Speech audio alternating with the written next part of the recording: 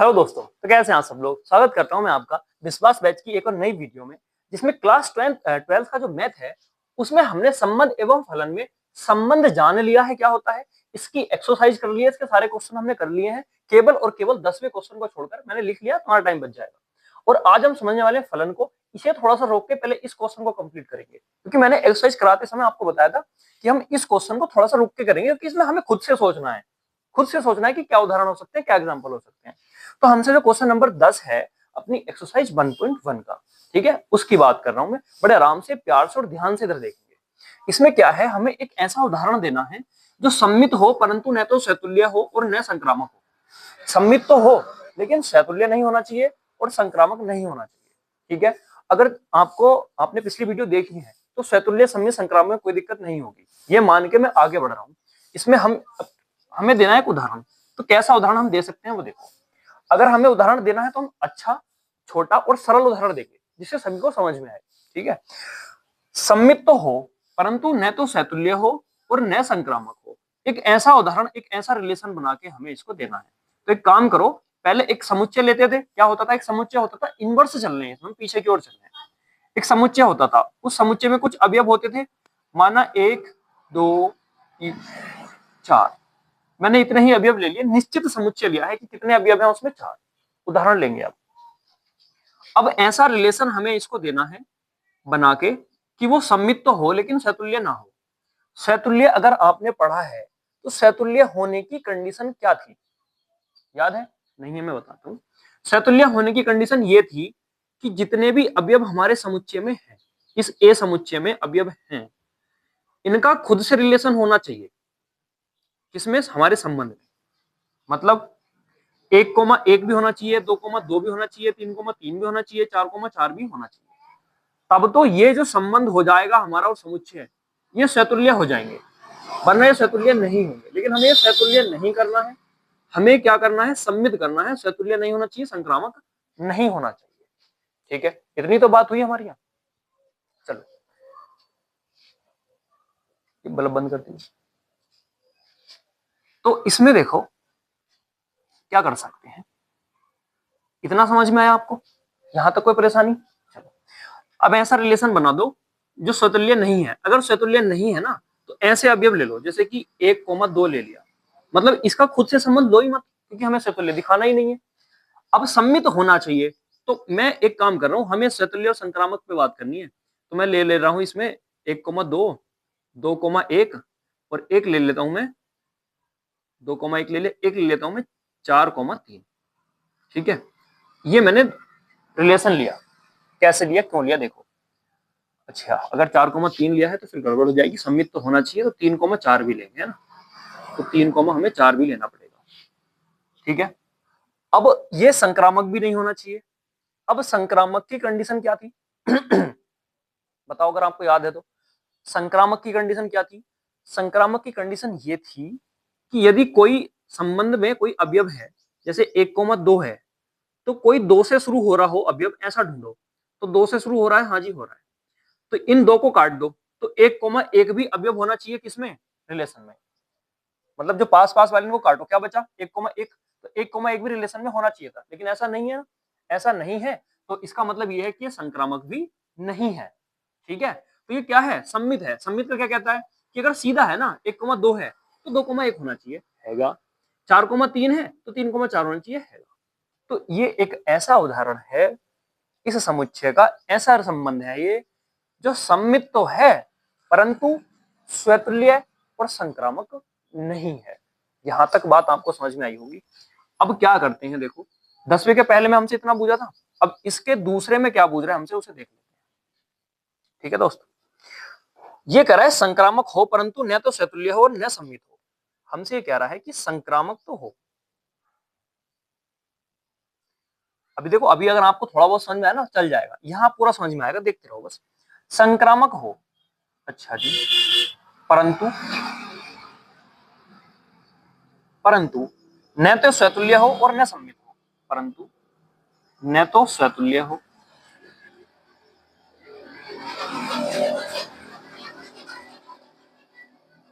और न सम्मित हो।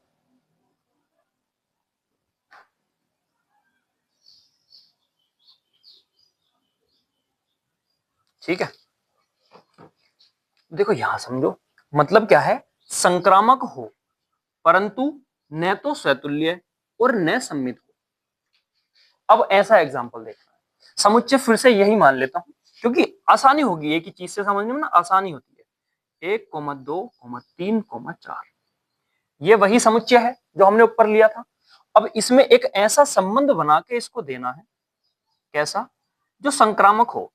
तो संक्रामक के लिए क्या होता है कि जैसे मैं 1,2 ले लूं, ठीक है, और 2 से शुरू होने वाला एक अन्य अवयव ले लूं 2,1, तब 2 को अगर मैं काट दूं तो वो 1,1 भी होना चाहिए।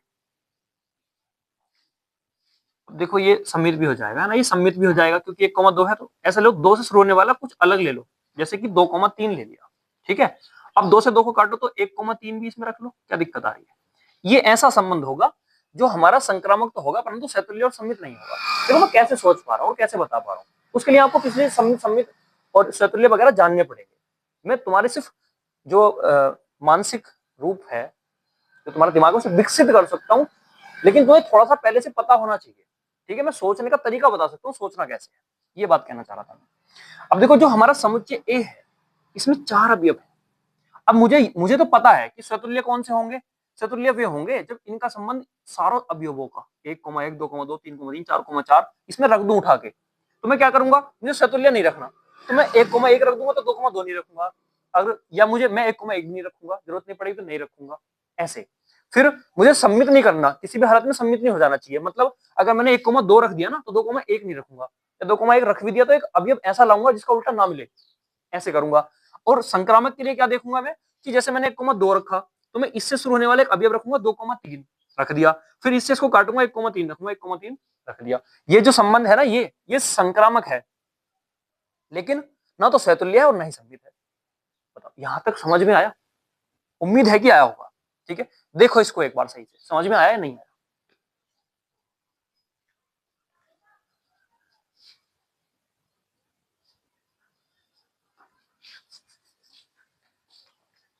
बड़े प्यार से इसको निहारिए, घूरिए, तब जाके कुछ पता चलेगा, ठीक है। अब अगर तुम्हारी तुम्हारी अनुमति हो तो हम तीसरा उदाहरण देख लेते हैं। तीसरे में हमें कहना है कि सहतुल्य तथा सम्मित हो, सहतुल्य भी होना चाहिए,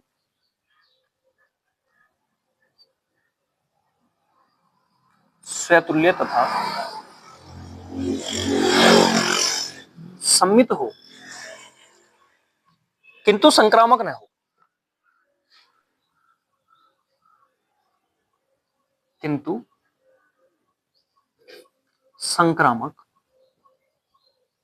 न हो, ठीक है मित्र।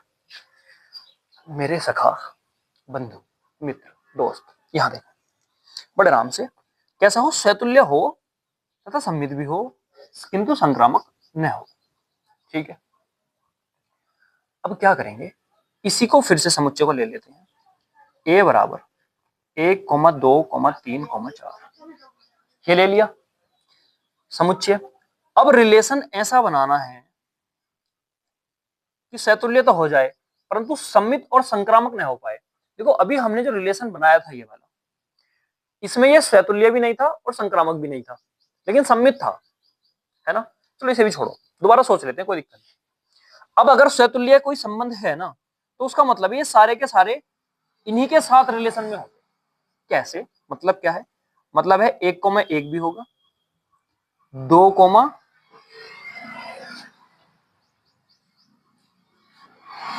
समझा, 2,2 भी होगा, 3,3 भी होगा, 4,4 भी होगा, तभी यह संबंध सहतुल्य हो सकता है, वरना कोई भी ऐसी स्थिति नहीं है जो इसको सहतुल्य कर दे।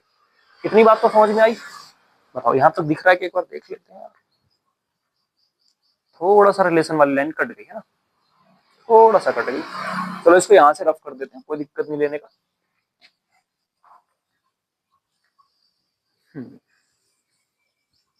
इधर की ओर समझ लेंगे ना। देखो ये चीज मैं रफ कर दे सकता हूँ यार, ये वाली तो रफ करनी पड़ेगी, संक्रामक नहीं हो, ठीक है। इसको इधर की साइड लिख दूंगा,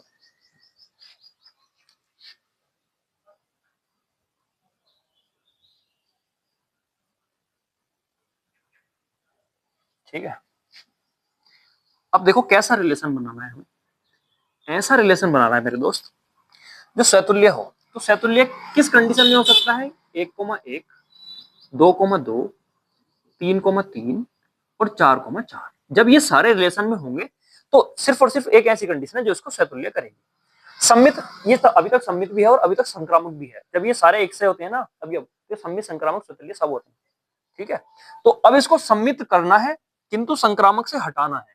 तो एक दो अवयव ऐसे डालने होंगे जो संक्रामक की कंडीशन को कट कर दें और किसको फॉलो करें? सम्मित की कंडीशन को फॉलो करें। ठीक है, तो मैं एक काम करता हूं, मैं एक रिलेशन ले लेता हूं, 1,2 ले लिया। ठीक है, और एक रिलेशन ले लेता हूं मैं, हाँ बिल्कुल सही है, एक रिलेशन ले लेता हूं मैं 2,3। एक मिनट रुको, हमें सम्मित तो सम्मित है करना है भाई, सम्मित है करना है। तो इसको ऐसे कर लेते हैं, इसको 1,2 ना लेके 2,3 लेके देखता हूँ और फिर 3,2 करता हूँ। ठीक है, 2,3 ले लिया। अब सम्मित सिद्ध करना है तो इसका उल्टा होना चाहिए, तो 3,2 लेना पड़ेगा। अब ये संक्रामक ना हो जाए, देखो ये तो होंगे, इन्हें तो चेक करने की जरूरत नहीं है, इसी चेक करो।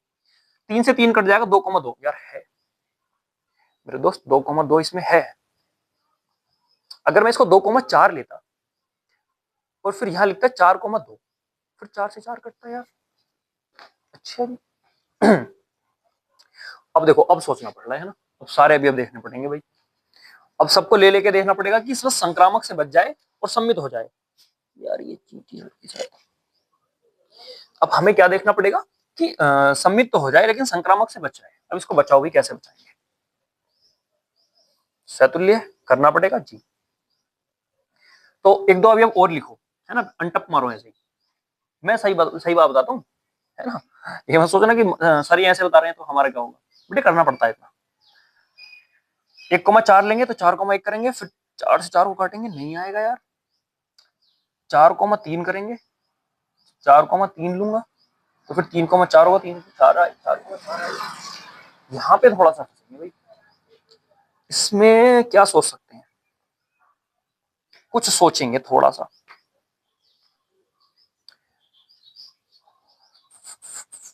1,4 अगर लें, 4,1, 4 से 4 कटेगा यार, तो फिर से हो जाएगा।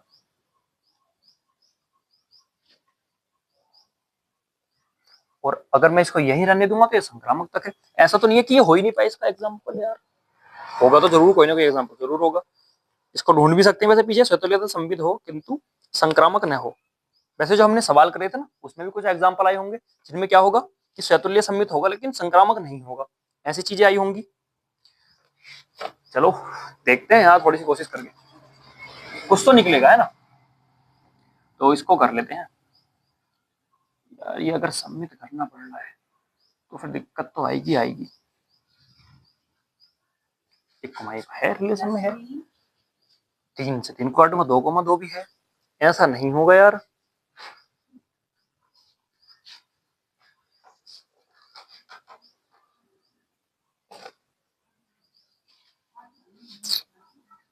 ना ना ना, 1,2 लूंगा तो फिर 1 मिनट देंगे, बस 1 मिनट।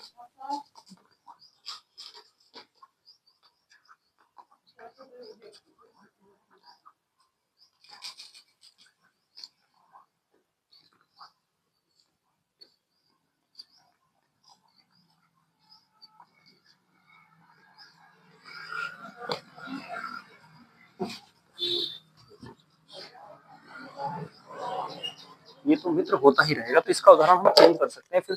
एक आता है ना वो समुच्चयबद्ध रूप जो आता है, जिसमें भाषा लिखी हुई होती है, ये तो रोस्टर रूप हो गया, वो रोस्टर रूप होता है। हाँ, रोस्टर रूप में लिख सकते हैं इसको। ये रोस्टर रूप है, वैसे समुच्चय रूप होता है कि समुच्चय से रोस्टर रूप बनाओ, इसको लेके आओ। ठीक है, तो उसमें भी एक उदाहरण हम देख सकते हैं, अगर ऐसा नहीं बन रहा है तो। फिर देखना ही पड़ेगा दोस्त। इसको हटाते हैं, चलो इसी एक से काम नहीं चल रहा है इसमें, इसको हटाते हैं। एक ऐसा रिलेशन लेते हैं,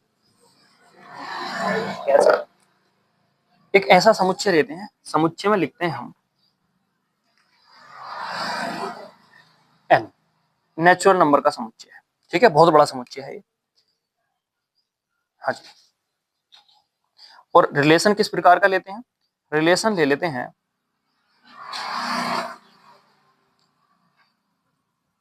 किसमें, ए कोमा बी में इस प्रकार है कि ए जो है वो छोटा या बराबर है बी के। ठीक है, ये एक रिलेशन लेके देखते हैं और इसको हम सुनिश्चित भी कर सकते हैं, ऐसा नहीं है कि निश्चित नहीं कर पाएंगे। बी स्क्वायर कर लो, बी स्क्वायर करेंगे तो हर किसी के लिए होना चाहिए यार, चलो ये भी मत करो। और इसमें ए कोमा वी जो है ना, ऐसे कर लो, ए कोमा वी छोटे हैं 13 से। निश्चित कर रहा हूं मैं चीजों को और कुछ नहीं, तुम्हें समझाने के लिए। देखते हैं करके, अगर आता है तो पहला, अब देखो इसका रिलेशन बना के देखो, इसका रिलेशन बना के देखो। ए कोमा बी, ए जो है बराबर है बी के, तो अगर ए बी के बराबर है ना, तो तुम ये जितने सारे अभी एक कोमा एक बी कोमा बी सारे होंगे। अब इसको रोस्टर रूप में ना लिखे, सीधा सीधा पहले चेक करो कि स्वतुल्य है या नहीं है। चेक करके बताओ यहाँ कि स्वतुल्य है या नहीं है। तो स्वतुल्य के लिए क्या चेक करेंगे कि ए कोमा ए, हाँ हम लिखेंगे ए जो है अवयव है किसका, ए का, और ए जो है बराबर होगा ए के, है ना, बराबर होगा क्योंकि बराबर का निशान भी यहाँ है। तो ए अगर बराबर है ए के, इसका मतलब ए कोमा ए तो हमारा रिलेशन में होगा। ठीक है, तो स्वतुल्य तो है, स्वतुल्य है, लिख लेना स्वतुल्य है। दूसरा हम चेक करेंगे संक्राम सम्मित, क्योंकि हमें सम्मित भी सिद्ध करना है। सम्मित के लिए क्या होता है कि ए कोमा वी हम मान लेते हैं अवयव है किसके, ए के। ए कोमा वी जो है अवयव है हमारे ए के। ठीक है, और ए कोमा वी जो है अवयव है आर का। ठीक, ए कोमा वी अवयव है आर का। इसका मतलब ये हुआ कि ए या तो छोटा है या बराबर है किसके, बी के। यही तो मतलब हुआ, या तो ए छोटा है या बराबर है किसके, बी के। अब देखो बराबर होता तो फिर वो स्वतुल्य में पहुंचता है ना। अब अगर हम इसको छोटा मान लें, ए को छोटा मान लें, तो छोटा मानने का मतलब है बी बड़ा होगा, तो बी कभी भी ऐसे छोटा नहीं हो सकता, यानी कि सम्मित नहीं हो सकता। यार ये संबंध सम्मित नहीं बैठेगा, ये घनिष्ठ समस्या आ गई दोस्त। पीछे का उदाहरण देखना पड़ेगा, फिर कोई है क्या यार इस प्रकार का।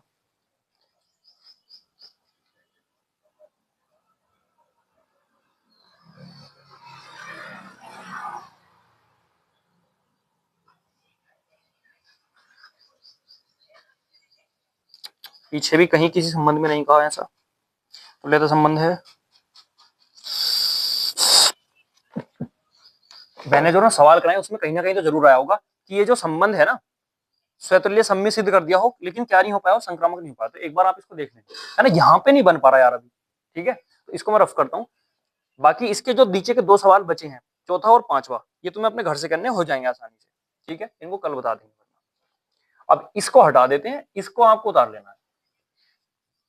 अभी दिमाग में नहीं आ रही ऐसी चीजें, है ना, पीछे देखोगे आपको पता चल जाएगा।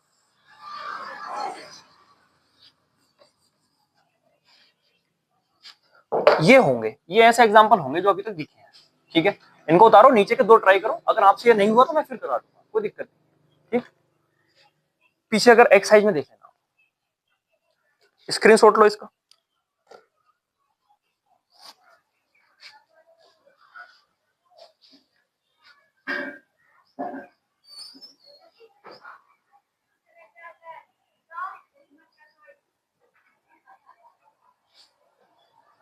ठीक है भाई, अब देखो फलन पे चलते हैं। फलन किसे कहते हैं, थोड़ा सा फलन को समझ लेते हैं।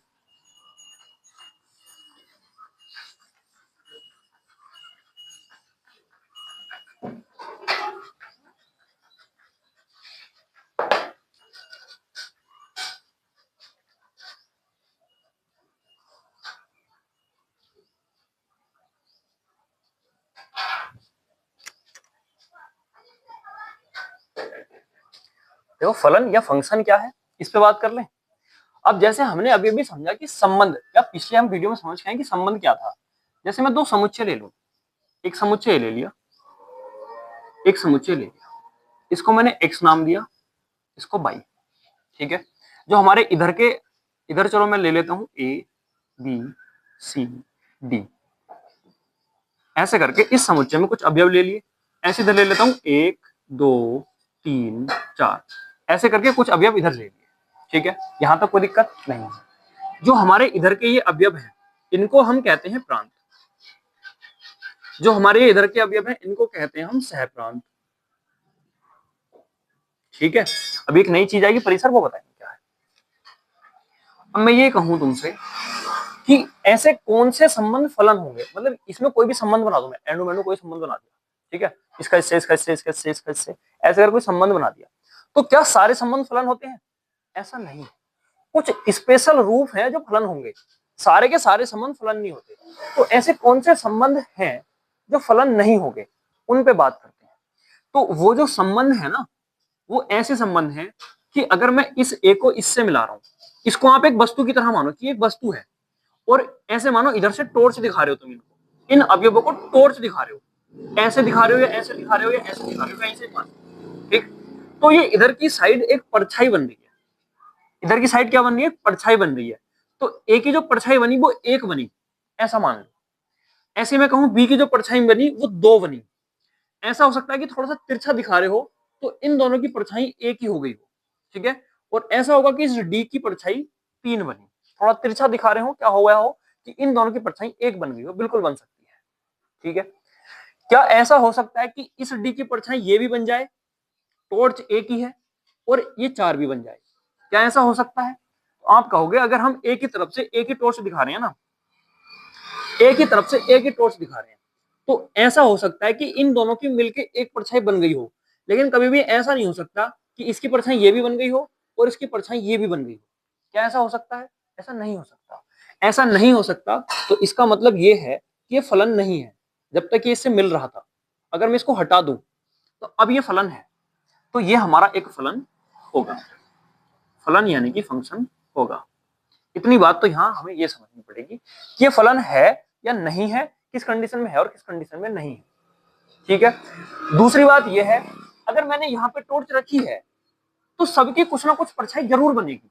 जैसे मैं एक अवयव ले लूं ई, और मैं इसका कोई संबंध इधर ना दिखाऊं, ऐसे ही रहने दूं, तो क्या ऐसा हुआ कि इसकी परछाई ना बनी हो? ऐसा नहीं हो सकता। अगर मैं इधर से कोई टॉर्च या कुछ भी दिखाऊंगा ना, तो इसकी कोई ना कोई परछाई यहाँ तो बनेगी, यहाँ तो कोई ना कोई तो परछाई बनेगी, चाहे छोटी बनो चाहे बड़ी बनो चाहे इसके साथ मिलके बनो, पर बननी जरूर चाहिए। तो यहाँ से दो कंडीशन हमारे हाथ लगी, वो ये है कि जो हमारा एक्स होता है, जो हमारे प्रांत होते हैं, उनमें जो अवयव होते हैं ना सारे के सारे, उनकी कोई ना कोई परछाई जरूर होनी चाहिए, या उनका संबंध बाई से जरूर होना चाहिए, तब वो फलन होगा। पहली कंडीशन तो ये है। दूसरी कि एक अवयव की एक से ज्यादा परछाई नहीं होनी चाहिए। दूसरी कंडीशन ये है फलन होना। ऐसा हो सकता है कि दो मिलकर एक परछाई बना लें, लेकिन ऐसा नहीं होना चाहिए कि एक से दो परछाई बन जाए, एक इधर बन जाए एक इधर बन जाए, ऐसा नहीं होना चाहिए, ठीक है दोस्त। आई बात समझ में कि फलन कौन से होंगे। अभी सिर्फ ये बात चली कि फलन कौन सा टाइप हो सकता है, इतनी बात समझ में आई।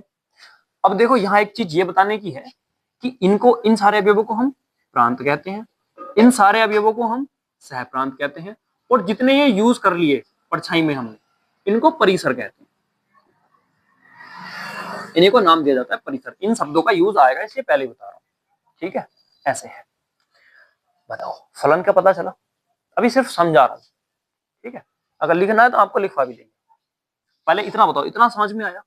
तो फलन होने के लिए क्या जरूरी है कि प्रत्येक प्रांत, फलन होने के लिए जरूरी है प्रत्येक प्रांत का संबंध सह प्रांत से होना चाहिए, तथा एक प्रांत एक ही सह प्रांत से संबंध रख सकता है, एक प्रांत एक से अधिक सह प्रांत से संबंध नहीं रख सकता।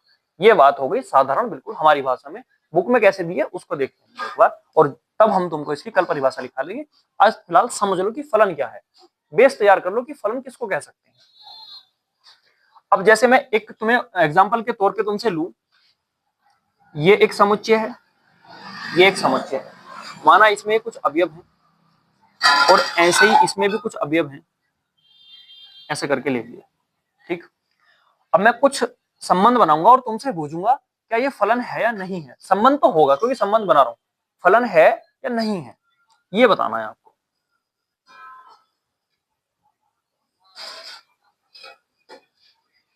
बताओ क्या ये फलन है या नहीं है? सोचो इस पे थोड़ा सा सोचो, फलन है या नहीं है। तो आप देखोगे कि हमने इधर टॉर्च रखी हुई है, तो सभी की परछाई बननी चाहिए, इसकी भी बनी, इसकी भी बनी, इसकी भी बनी, इसकी भी बनी, एक कंडीशन ठीक है। दूसरे ये चेक करेंगे कि एक ही अवयव की एक से अधिक परछाई ना बन गई हो, तो एक की भी एक ही है, दो की भी एक ही है, तीन की भी एक ही है, चार की भी एक ही है, दोनों कंडीशन फॉलो कर रहा है, सही है। लेकिन यहां पर अगर आप ध्यान से देखें तो एक और दो की एक ही बनी है, तो क्या ऐसा हो सकता है? हाँ, ऐसा हो सकता है कि हमने क्या करो, टॉस थोड़ी ऐसे तिरछी दिखाई हो, तो इसकी परछाई और इसकी परछाई दोनों एक जगह जाके बन गई हो, ऐसा हो सकता है, बिल्कुल हो सकता है। ये भी थोड़ा पीछे हो या आगे हो तो इनकी एक परछाई बन सकती है, बिल्कुल बन सकती है, एक ही टॉर्च दिखानी है एक ही दिशा से, तब ठीक है। तो ये कंडीशन हो सकती है, तो अतः यह फलन है, यह एक फलन है, ठीक है। इतनी बात समझ में आई? अगर इतनी बात समझ में आई ना, तो अगला टॉपिक है फलन के प्रकार, जिसमें हमें 4 प्रकार पढ़ने हैं। तो मैं अब आपको उस पे लेके चलता हूँ धीरे धीरे, इनको रफ कर देते हैं। ये बात ध्यान रखना, प्रांत के सभी अवयवों की परछाई सहप्रांत में होनी चाहिए और प्रांत के एक अवयव की एक से अधिक परछाई नहीं होनी चाहिए। इतनी दो बातें याद रखनी है हमें कि ये फलन है या नहीं है, ठीक है। इतना समझ में आया? अब क्या करते हैं मेरे दोस्त,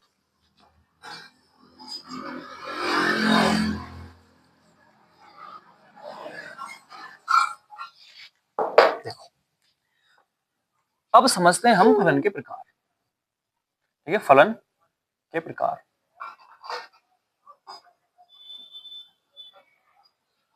तो फलन कितने प्रकार के होते हैं? 4। पहला फलन आ जाता है हमारा एककी फलन, या एकाएक फलन भी इसको कह देते हैं, इंग्लिश में भी जान लो, अच्छा, 1 to 1, जबकि इंग्लिश में ज्यादा हल्का है, 1 to 1। इसके यहीं से बहुत सारी चीजें क्लियर हो जाएंगी, ठीक है। थोड़ी सी जगह देते हैं, दूसरा लिखते हैं। दूसरा आ जाएगा हमारा बहुएकी फलन,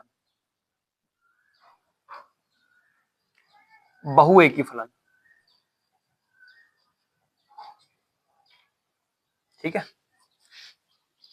बहुएकी मतलब मैनी वन,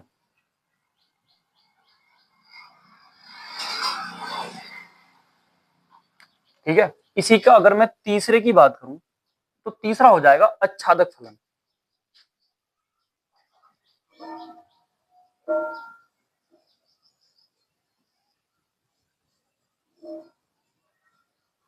इसको अंग्रेजी में कहते हैं ऑन टू फंक्शन, ठीक है। फिर हमारा इसी में चौथा आता है भाई,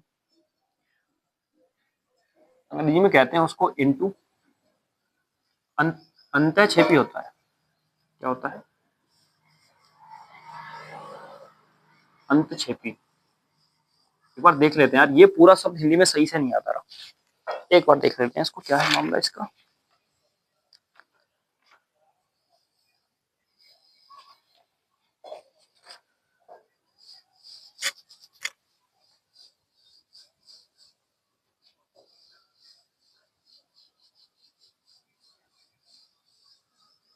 इनटू के बारे में यार बुक में दिया ही नहीं है शायद,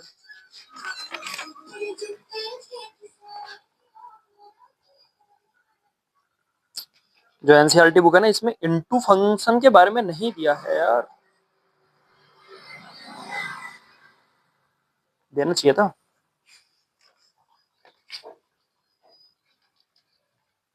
मुझे नहीं मिला मेरा भी इसमें, मेरे दोस्त, इसमें नहीं मिला। चलो तो फिर भी समझ लेते हैं, अच्छादक होता है और अंतःक्षेपी फलन, इनटू फंक्शन। इस शब्द को हिंदी में देख लेना, इंग्लिश में इनटू होता है, ये कंफर्म है, ठीक है। तो अब ये कौन से फलन होंगे कौन से नहीं होंगे उनको देखते हैं। तो एक की या 1 to 1 फंक्शन कौन से होंगे? जैसे मैंने दो समुच्चय लिए, एक ये लिया और एक ये लिया, ठीक है। अब इसमें मैंने कुछ अवयव मान लिए ए बी सी, इसमें भी मान लिए 1 2 3। तो 1 to 1 का मतलब है एक की परछाई एक ही होनी चाहिए। तो ये जो संबंध बना ना एक की परछाई एक से, ये बना हमारा एक की फलन 1 to 1, ठीक है। अब दूसरा इसका अगर हम समझे तो दूसरा समझ लेते हैं। देखो दूसरा है हमारा, अच्छा वो अच्छा देखे, तो ये बहुएककी समझ लेते हैं। बहुएककी में क्या होगा जैसे मैंने कुछ अवयव लिखे ए बी सी, इधर लिखा 1 2 3, ठीक है, और एक और लिख दिया 4, ठीक है, ये 4 हम यहाँ भी लिख सकते हैं। इसके अवयव खाली है तो कोई दिक्कत नहीं है, फलन होगा, इसमें कोई नहीं खाली होना चाहिए, ठीक है। अब इससे इसको मिलाएंगे, इसको इससे मिला देंगे और इसको इससे मिला देंगे। मैं ऐसा एक क्या बनाया मैंने, फलन बनाया। अब इसमें क्या हुआ, 2 की परछाई 1 होगी, हो सकती है, फलन की परिभाषा कहती है कि हो सकता है, क्या नहीं हो सकता, इसकी 2 नहीं हो सकती, ये इससे भी मिल जाए और इससे भी मिल जाए, ठीक है। तो ये जो फलन है, जब हमारे 2 या 2 से अधिक मिलकर एक ही परछाई बनाते हैं तो उसे कहते हैं मैनी वन फंक्शन, ठीक है। क्या कहते हैं, मैनी वन फंक्शन का एग्जाम्पल हो गया ये। अब आच्छादक फलन की बात करते हैं। देखो, एककी और बहुएककी में से दोनों में से कोई भी क्या हो सकता है, आच्छादक हो सकता है, ये भी हो सकता है, ये भी हो सकता है। आच्छादक की अपनी एक स्पेशल कंडीशन ये है कि जैसे मैंने लिखा ए बी सी, इधर लिखा 1 2 3, अब मैंने इससे इसको मिलाया, इससे इसको मिलाया, इससे इसको मिलाया, ठीक है। यहां क्या था कि यहां एक बच रहा था, सह प्रांत में एक अवयव बच रहा था, यहां 2 अवयव बच रहे थे, लेकिन जो फलन आच्छादक होंगे ना, उनमें सह प्रांत में कोई भी अवयव बचेगा नहीं, सबकी पहले से इमेज बन जाएगी, पूर्व इमेज जरूर होगी, वस्तु कोई ना कोई जरूर होगी उसकी, ठीक है। ए की इमेज ये रही, बी की ये रही, सी की ये रही, ठीक है, ये जरूर होगा। आई बात समझ में? तो ये जो है क्या होगा, आच्छादक फलन होगा। तो अगर मैं इस बी को इससे मिला दूं तो ये गलत हो जाएगा, है ना। क्यों? क्योंकि वो फिर फलन ही नहीं होगा, क्योंकि एक की 2 परछाई नहीं हो सकती। ऐसा हो सकता है, कैसा भाई, कि यहां जो चलो बी है, एक और ले लेता हूं मैं, यहां कुछ डी ले लेता हूं यहां पे, और इस डी की परछाई भी ये बन जाए, तब भी आच्छादक होगा, ठीक है। और इस डी की परछाई ये बन गई, तब भी आच्छादक होगा। कैसा आच्छादक होगा, बहु एककी आच्छादक। और यहां पे अगर ये 4 ना होता तो ये कैसा होता, ये होता एककी आच्छादक, ठीक है। ये कैसा हो जाता, बहु एककी आच्छादक। एककी होने के लिए एक ही परछाई होनी चाहिए, अच्छा बहु एककी होने के लिए 2 की, एक कम से कम 2 की तो एक हो, 3 की हो सकती है, 4 की हो सकती है। आच्छादक के लिए क्या कंडीशन है, आच्छादक के लिए कंडीशन है इधर की साइड कोई भी अवयव बचना नहीं चाहिए, वो कंडीशन है आच्छादक की। तो अंतःक्षेपी की कौन सी है, जो ये बच गए, जो बच गए ना, ये हमारे आता है इनटू फंक्शन, ठीक है। ये कैसा फंक्शन हो जाएगा हमारा, इनटू फंक्शन, इनटू भी है प्लस प्लस मैनी वन भी है, ठीक है। इनटू भी है और कैसा है, मैनी वन भी है, ठीक है। ये बात है। बताओ, ये 4 प्रकार पढ़ने हैं इसमें, बस ये भी इसमें नहीं दिया है तुम्हें, तो इसके बारे में भी कमी फिर सवाल ही नहीं होंगे। तो ये 3 फंक्शन तुम्हें पढ़ने हैं, एककी, बहुएककी और आच्छादक, ठीक है। लेकिन पता होना चाहिए जो अभी बच गए इनको क्या कहेंगे, इनको अंतःक्षेपी या इनटू फंक्शन कहते हैं। ये सही शब्द यही हो सकता है, एक बार कंफर्म करेंगे, लेकिन इनटू कंफर्म है, ठीक है। ऐसे है। बताओ, यहां तक इसको समझने में मजा आया। आज जो है फलन का बेस तैयार हुआ। अब हम समझेंगे कि इसको मैथ में कैसे लेके जाएं, सवालों में कैसे आएगा और कैसे लेके जाएंगे, ठीक है। ये हम कल के ऊपर छोड़ देते हैं, कल की क्लास में सारी चीजें क्लियर करेंगे। और जो 10वां सवाल है उसको आपको घर से जरूर ट्राई करना है, वो 2 खंड उसके रह गए, वरना हम कल तो कराएंगे, ठीक है। वो होमवर्क तुम्हारा करा देंगे, ठीक है मित्र। अगर आपको यहाँ तक मजा आया समझने में, थोड़ा सा भी तुम्हें हेल्प मिली, तो लाइक करके और एक कमेंट करके जरूर जाएंगे। और इसी, अगर हमसे जुड़ना है तो इसी वीडियो के डिस्क्रिप्शन में आपको एक लिंक मिलेगी व्हाट्सएप चैनल या व्हाट्सएप ग्रुप के नाम से, आप उस पर हमारी क्लिक करके हमारे साथ जुड़ सकते हैं। जितने भी यूपी बोर्ड के अपडेट हैं वो तो मिलते रहेंगे सबसे पहले। और दूसरी बात, विश्वास बैच दिख रहा हो, शायद नहीं दिख रहा हो, लेकिन विश्वास बैच के नाम से बैच प्लेलिस्ट बनी हुई है इसी चैनल पे, बिल्कुल फ्री है। जो कंटेंट तुम पैसे दे के लोगे वही सेम और सेम सुविधाएं तुम्हें फ्री में दी जा रही हैं। ये आप अपने लिए कुछ भी मान सकते हैं, ठीक है, लेकिन फ्री में दी जा रही है, मैं दे रहा हूँ। और सिर्फ मैथ के लिए है, कोई और सब्जेक्ट इसमें नहीं है शामिल है, ठीक है। ये बात भी ध्यान रखनी है, क्योंकि अगर आप इस परिवार को बड़ा करते हैं तो और सब्जेक्ट आ सकते हैं शायद, लेकिन फिलहाल ये मैथ के लिए पूरा चैनल डेडिकेटेड है मेरे दोस्त, और बिल्कुल फ्री है, कोई कॉस्ट किसी तरीके की भी नहीं है, चाहे वो नोट्स हो, चाहे वो कंटेंट हो, चाहे वो कुछ भी हो, ठीक है मित्र। बाकी भैया बने रहें, मिलते हैं अगली वीडियो में आपसे, धन्यवाद।